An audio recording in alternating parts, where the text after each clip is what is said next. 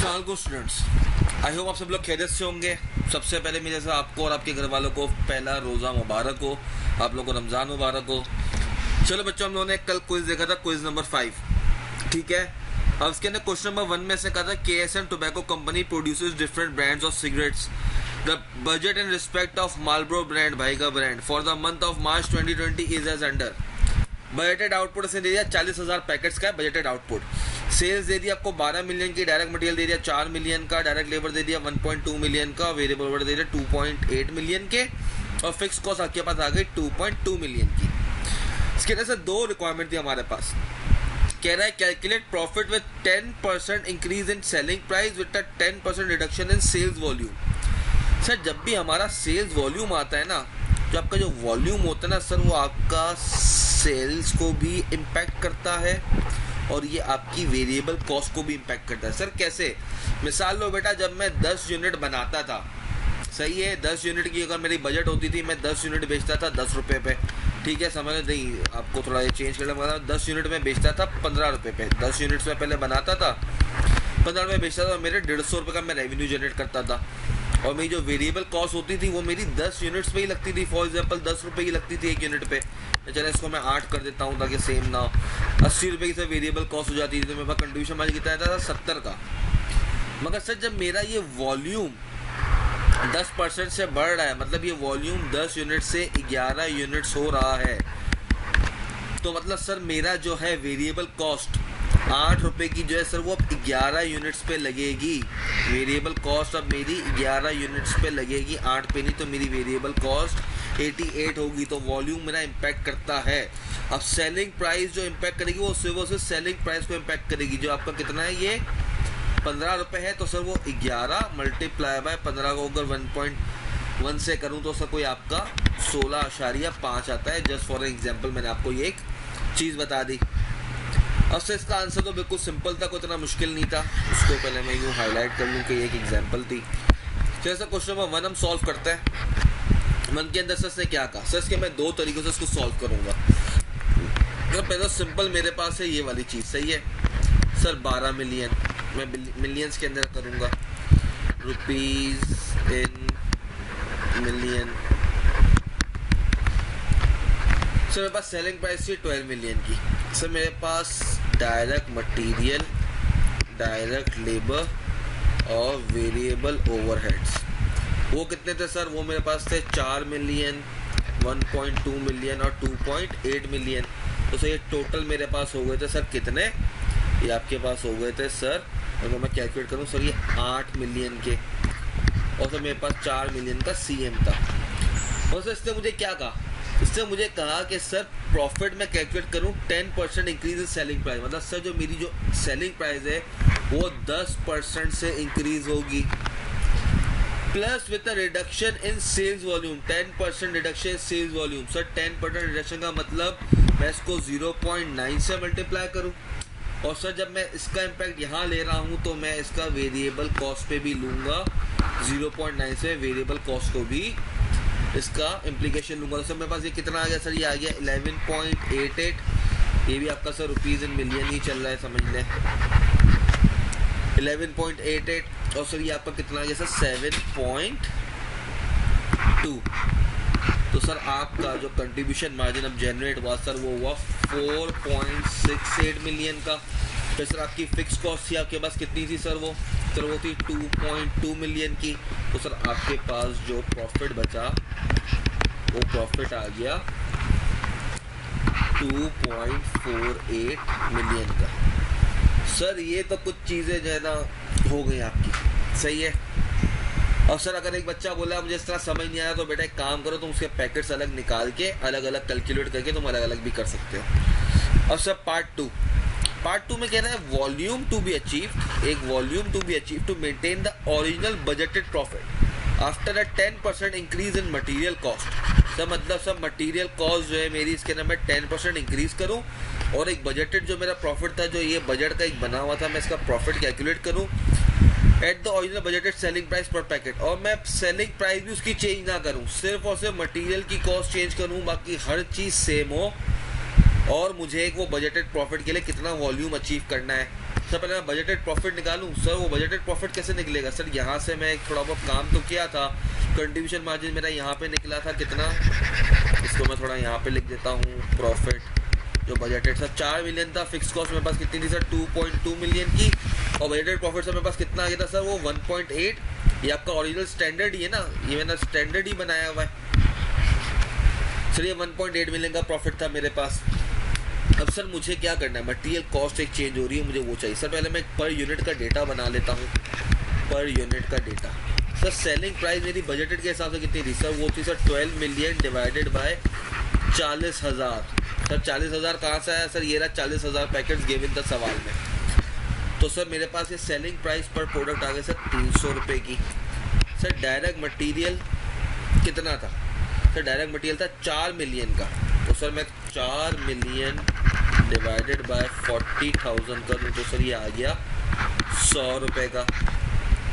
Sir direct labour, sir direct labour मेरे पास थी sir कितने की सर? वो थी 1.2 मिलियन की डिवाइडेड बाय 40,000। तो सर पर यूनिट पे डायरेक्ट लेबर कितनी आ गई सर? 30 रुपये की। और सर मेरे पास आ गया वेरिएबल ओवरहेड, वो कितना है सर? वो है सर 2.8 मिलियन। उसको भी 40,000 से डिवाइड करो तो आप पर यूनिट का आ जाए सर, वो आ गया मेरे पास 70 रुपये। और सर ये तो मेरा स्टैंडर्ड है। अब सवाल में कह रहा है सेलिंग प्राइस सेम अज्यूम करो, ठीक है सर। डायरेक्ट मटेरियल को 10% से इंक्रीज कर दो, मतलब 110 रुपये कर दो। डायरेक्ट लेबर आपका वही रहेगा और वेरिएबल ओवरहेड भी आपका वही रहेगा। तो सर इसके बाद मेरा जो कंट्रीब्यूशन मार्जिन है, कंट्रीब्यूशन मार्जिन यहाँ पर आपका 100 था और यहाँ पर आ गया सर आपका 90। अब सर कहानी आसान हो गई? जी सर हो गई। मुझसे वॉल्यूम पूछा था, volume to be achieve. Sir volume मैं कैसे निकालूंगा? एक तो सर मुझे फिक्स कॉस्ट कवर करनी है, प्लस एक मुझे टारगेट प्रॉफिट जो मेरा बजटेड प्रॉफिट है divided by contribution margin. Sir मेरे पास फिक्स कॉस्ट कितनी थी सर? फिक्स कॉस्ट है मेरे पास 2.2 मिलियन की, टारगेट प्रॉफिट है 1.8 मिलियन का, और सर मेरे पास जो कंट्रीब्यूशन मार्जिन है वो है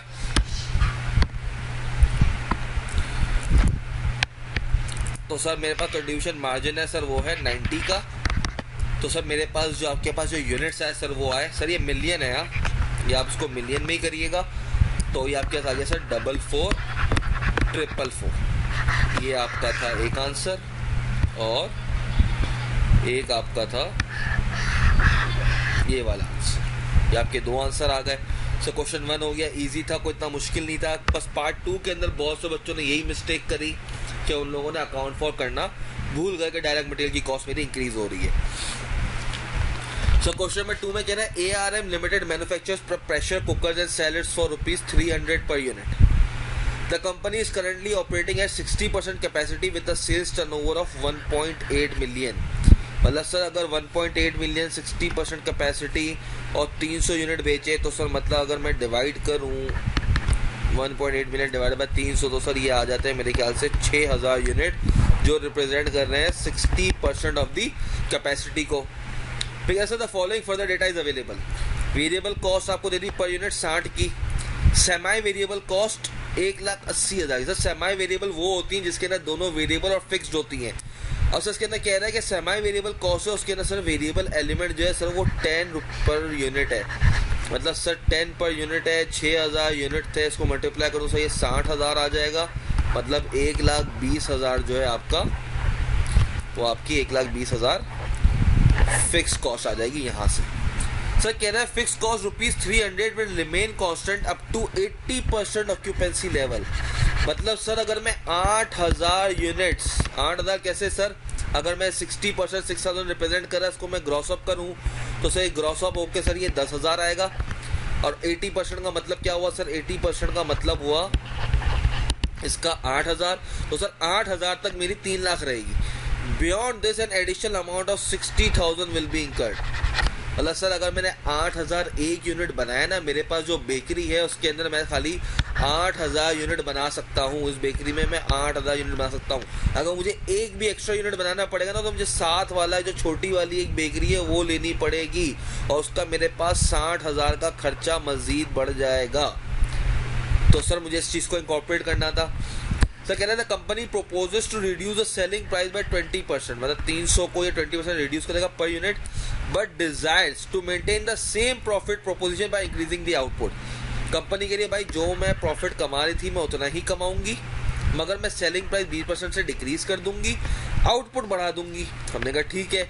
assuming that the increase output could be made and sold, determine the level at which the company should operate to achieve the desired objective. तो सबसे पहले तो मुझे इसके अंदर आपका निकालना पड़ेगा प्रॉफिट, ठीक है। मतलब प्रॉफिट निकलेगा तो उसके बाद मैं इसका डिजायर्ड ऑब्जेक्टिव निकाल सकूंगा। ये सब क्वेश्चन नंबर 2। तो सबसे पहले मैं निकाल लूँ नंबर ऑफ यूनिट्स, जो मैंने वाले ऊपर निकाल दिए, मगर मैं यहाँ पे भी आपको एक प्रॉपर निकाल देता हूँ। सर 1.8 मिलियन था, डिवाइडेड बाय सर कितने यूनिट्स है 300, तो सर ये आ गए 6000 यूनिट्स। सर चले अब देखते हैं, सेल्स मेरे पास टोटल ही गिवन है 1.8 मिलियन, जो 6000 यूनिट्स की है टोटल, ठीक है सर। ये आपकी क्या है 300 इंटू 6000। बाकी आगे से मेरे पास वेरिएबल कॉस्ट, सर एक वेरिएबल कॉस्ट है मेरे पास 60 रुपए की, 60 मल्टीप्लाई बाय 6000, सर ये मेरे पास आ गई 3,60,000 की। और सर मेरे पास एक सेमाई वेरिएबल कॉस्ट का पार्ट है, वो कितना है सर 10 रुपये 6000। सर 10 रुपये कहाँ है सर, ये रहा सर, ये गिवन है 10 पर यूनिट, ये रहा। तो सर ये मेरे पास कितना हो गया सर, ये मेरे पास हो गया 60,000। तो सर मैं इसको माइनस कर दूं आपके इससे, तो सर ये आ गया 4,20,000। सर मेरे पास जो कंट्रीब्यूशन मार्जिन है वो आ गया 1,380,000। फिर सर मेरे पास है फिक्स कॉस्ट। फिक्स कॉस्ट कितनी है सर, एक तो मेरे पास गिवन है फिक्स कॉस्ट, वो है सर कितनी, वो है सर 3 लाख की। बाकी मेरे पास सेमाई वेरिएबल फिक्स कॉस्ट है, एक सेमाई फिक्स कॉस्ट है, वेरिएबल नहीं सेमाई फिक्स कॉस्ट कहूँगा सर। वो कितनी है सर 1,80,000 माइनस 60,000। ये 60,000 कहाँ से आया सर, ये 60,000 यहाँ से आया, क्योंकि सर यहाँ पे गिवन था ना हमें कि जो 1,80,000 टोटल है सेमाई वेरिएबल कॉस्ट, उसमें से आपका 10 रुपये जो है पर यूनिट वो वेरिएबल है, बाकी आपका फिक्स्ड होगा।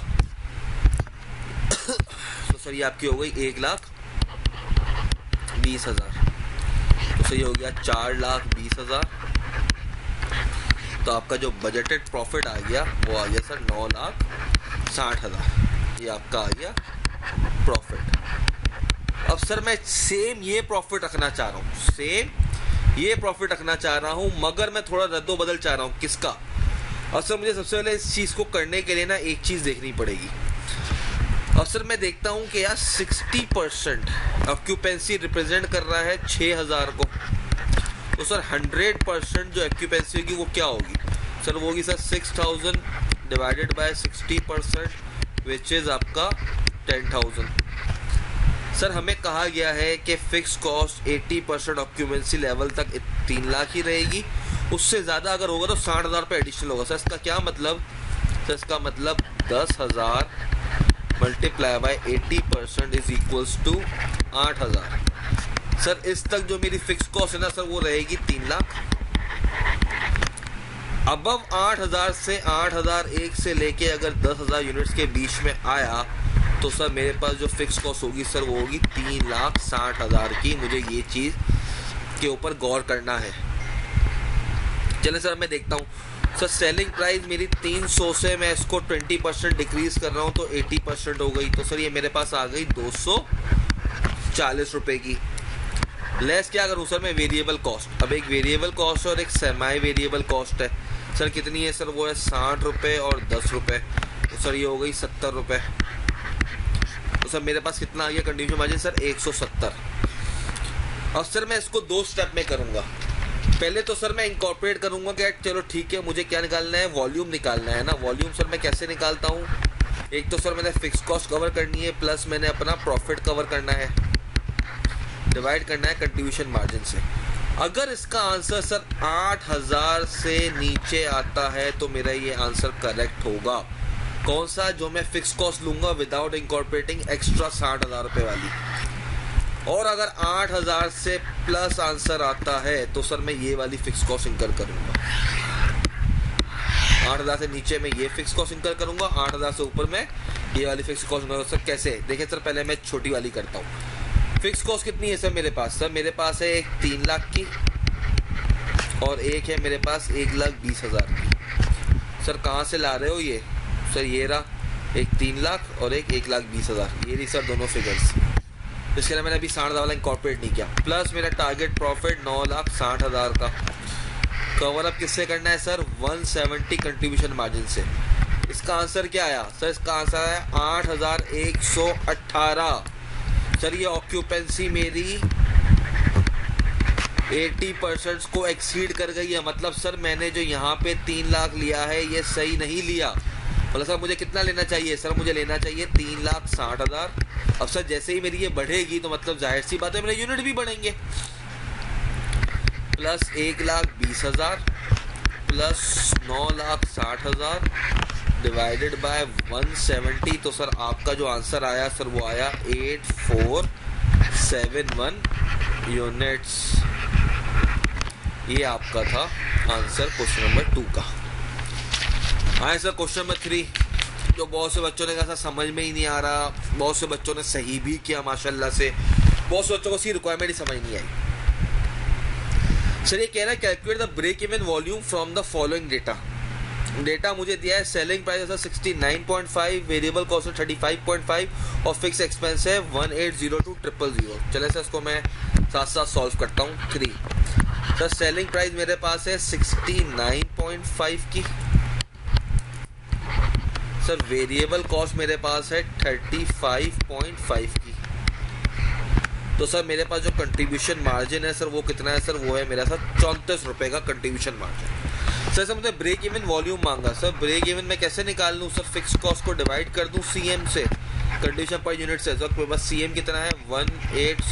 जो आपका फिक्स कॉस्ट है 18,02,000 की है और आपके पास कंट्रीब्यूशन मार्जिन 34 रुपए का है। तो सर ये आ गया आपके पास 53,000 यूनिट्स। आगे क्या कह रहा है सर? कह रहा है if the volume calculated from the data above. Volume कितना कैलकुलेट किया सर हमने? 53,000 का। सर ये डेटा अगर ये रिप्रेजेंट करता है 40% कैपेसिटी, क्या करता है? 40% कैपेसिटी, मतलब सर 40% ये कैपेसिटी भी है और 40% पे हमारा ब्रेक इवन भी है, क्योंकि सर मैंने ब्रेक इवन ही निकाला है ना। ये जो 53,000 है ये ब्रेक इवन भी और 40% कैपेसिटी भी है। कह रहा sir what is the additional profit for added production of 40% of capacity. 40% of capacity कह रहा है, 40% इसका नहीं कह रहा।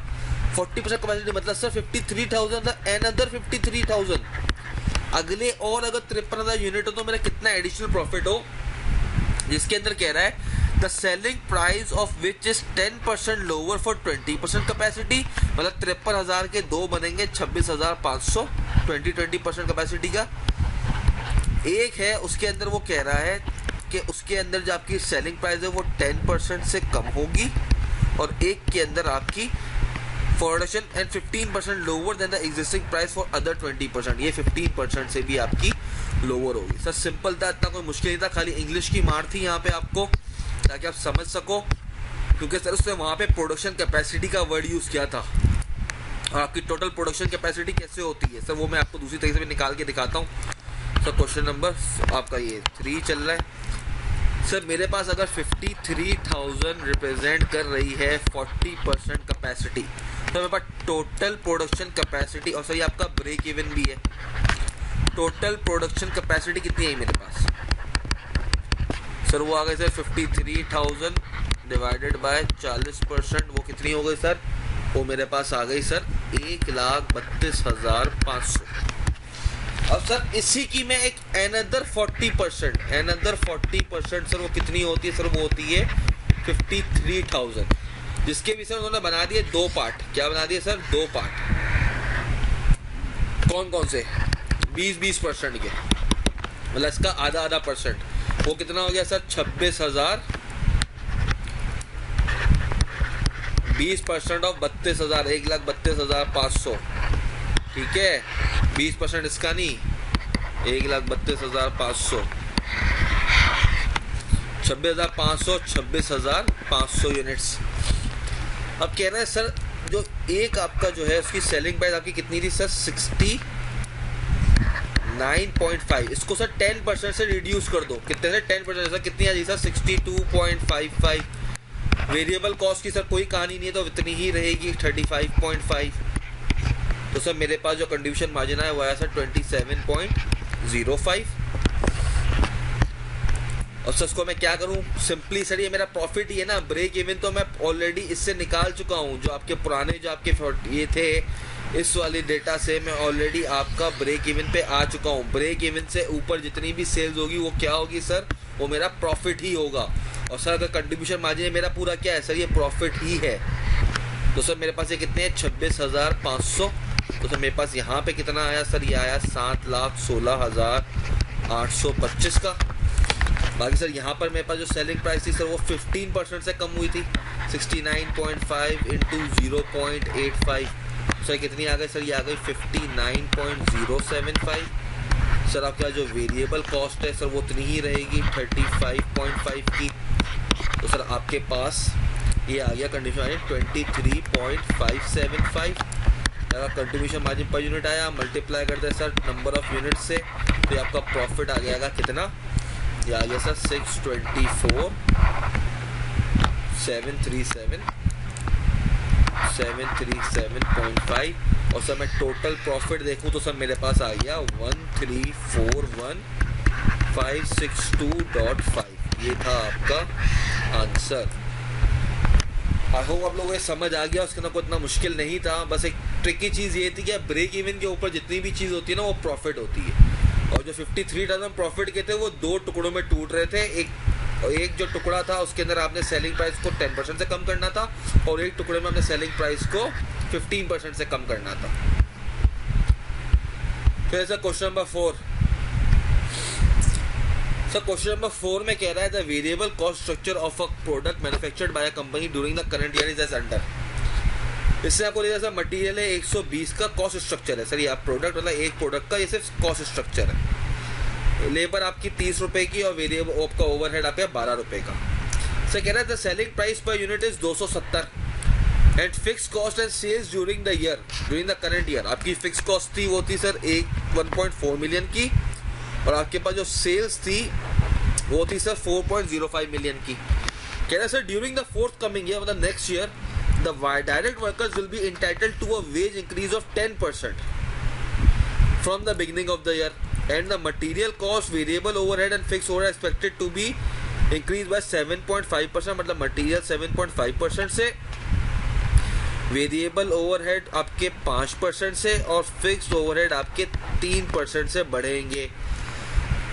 अब क्या है, following are required to be computed new sales price in the forthcoming year if the current PV ratio is to be maintained. मतलब सर अगले साल में मैं क्या सेल प्राइस करूं कि मेरा सेम पीवी रेशियो मेंटेन रहे। तो सर उसके लिए पीवी रेशियो, सर मैं चाहे सवाल में पीवी रेशियो कहूं, अगर आपने मेरी पहली वीडियोस देखी होंगी उसमें लिखा हुआ होगा PV ratio equals to CM ratio equals to CS ratio. Sir ये खाली डिफरेंट नाम है, बाकी मतलब इन सबका सेम है। पीवी रेशियो मतलब profit volume ratio, CS ratio मतलब contribution to sales ratio, CMS contribution margin ratio. Sir सबका मतलब एक ही है। चलिए सर क्वेश्चन नंबर 4 करते हैं। आपका ये 4 आ गया। सर 4 में आपने निकालना है sir PV ratio. Sir PV ratio कैसे निकलेगा, चले सर मेरे पास जो है सर सेलिंग प्राइस, सर एक मेरे पास आएगी करंट, एक मेरा आएगा इसके अंदर जो चेंजेस होंगे, और एक मेरे पास आ जाएगा फोर्थ कमिंग ईयर।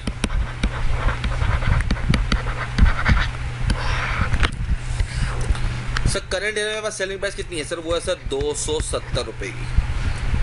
सर मेरे पास जो है लेस क्या करूं सर मैं इसके ना, मटेरियल कितना है सर 120 का, लेबर कितनी है सर वो है सर 30 रुपीज़ की, और सर वेरिएबल ओवरहेड कितना है मेरे पास ओवरहेड है 12 रुपए का।